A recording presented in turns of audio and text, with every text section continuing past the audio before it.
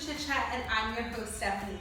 I'm so excited to be starting this new season off with you as we are entering February, such a beginning and poignant time of the year as we are in the first quarter. Speaking of February, we have just crossed over our Chinese New Year, so today's show is going to really focus on the cures, the stones, and the things to have you ready for 2020.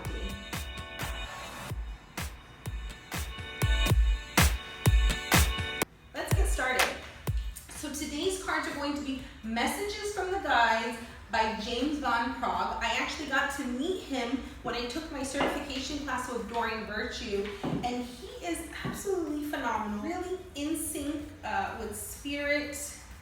One of the most beautiful things that I read here on the back of his cards, it says, before you choose the experience to this physical dimension that we call Earth, your higher self meets with spirit guides to design a blueprint that will enable your soul to learn and evolve throughout the course of your existence. And these cards really hone in on these. Each of the decks come with this beautiful little book if you're not accustomed to the oracle cards. Sometimes I use the book, sometimes I do not. I try to really let intuitionally myself be guided, intuitively be guided with the messages. If I am doing a reading for somebody and they would like a little bit more information, of course I provide the book for them, or if I'm doing it at home, really up to you. So just put your energy into the cards. I am going to ask for a daily affirmation for all of us watching, just to give us guidance, allow the energy to run through the cards. You can do a single pull. I tend to do a past, present, and future. That card is popping on out, so we'll take it with us. And you really just allow yourself, there's not a right or wrong when pulling cards. Trust yourself as you go through. It says, give without expectation. And this is really important because what does it mean when we create an expectation? A lot of times it can lead to disappointment. When we do something, we need to do it wholeheartedly. We need to do it without an expectation that something is going to be returned. The second card for today's message is forgive yourself. Whew, that's a tough one. Sometimes it's easier to forgive others before you forgive yourself. And within forgiving yourself also creates a standard that you're hard on yourself, that you create a expectation that sometimes can and can't be met.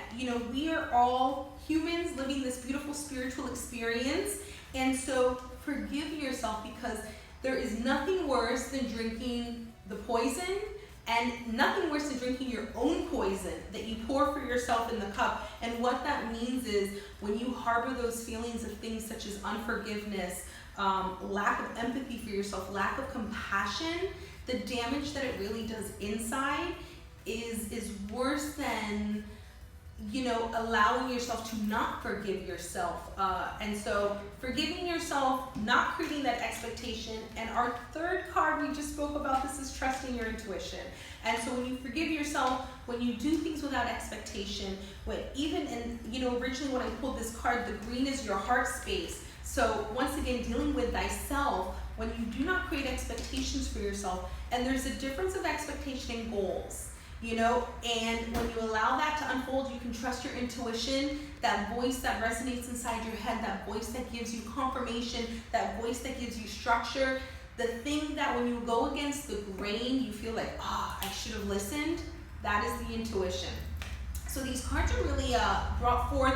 You actually have two colors of the green, co with the blue. Blue is, of course, communication, so communicating the forgiveness.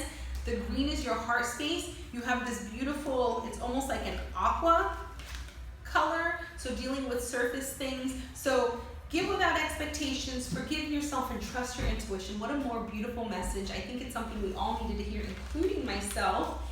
And this deck is really beautiful. Like I said, you can always go to the guidebook and pull the information for more. But what a beautiful message. On today's table is our Chinese New Year stuff. We just really had the pleasure of having Patricia Bell all the way from Lilydale here with us in South Florida.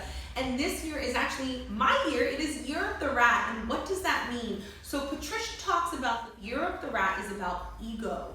And ego can be good and ego can be bad. Ego that gives us that self-reassurance, ego that gives us that confidence is really a phenomenal thing.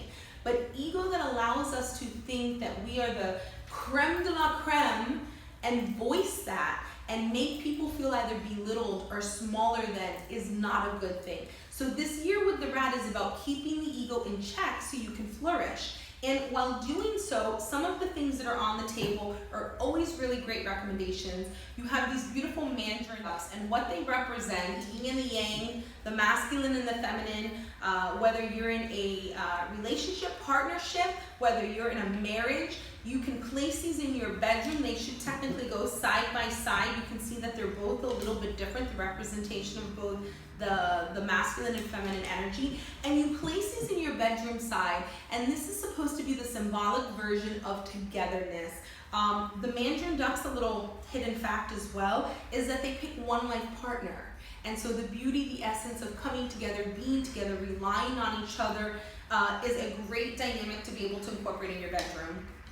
One of the things that we learned is the compound, the element this year is metal. And metal combines with earth elements and water is the source, and metal is the source of money. This year is really about abundance and prosperity, so we could all use more of that in our lives. And when I say abundance and prosperity, I just don't mean financially. Abundance and prosperity can be in health, can be in relationships with our children or our loved ones.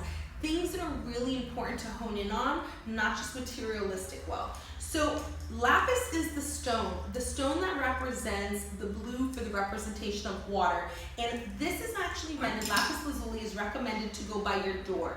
So Patricia recommended putting a fountain by your door for the flow of money, also flowing out the negative and bringing in the positive. If you cannot put a fountain by your door, or you'd like to represent it with a stone, lapis lazuli is going to be your stone. The Buddha is also on our table this year. He talks about, this is Happy Buddha, and that represents the internal happiness. Being able to be lighthearted, laughing at yourself, rubbing on your belly after a full meal, talking about the simple pleasures and the enjoyment that life has to bring. Right over here, this is just a really nice little way that you can incorporate if you have an altar space or a designated special area. You can incorporate your Buddha, you can incorporate your lapis, and you can incorporate your little figure of your rat. What does this mean and why does it work? So this leads us right into our question of the day. What are cures for when it comes to the Chinese New Year, and how do they help us? So cures are a variety of things. They are symbolically things that represent the things for the year. So for instance, water, happiness, reminding us about our ego space. Visually seeing this, creating a stimulation, whether it's first thing in the morning when you look at it, maybe it's one of the last things that you look at right before you go to sleep. This creates a dynamic for us to have a visual symbolization. Also, when you incorporate things, for instance, like the lapis, not only are you having the symbolic of the water, and lapis, of course, has pyrite, which is an abundant stone, but you are also having the representation of the energy of the stone. Cures are things that help us implement the things that we already have and allow us to expand and allow us to focus on what they mean for the year.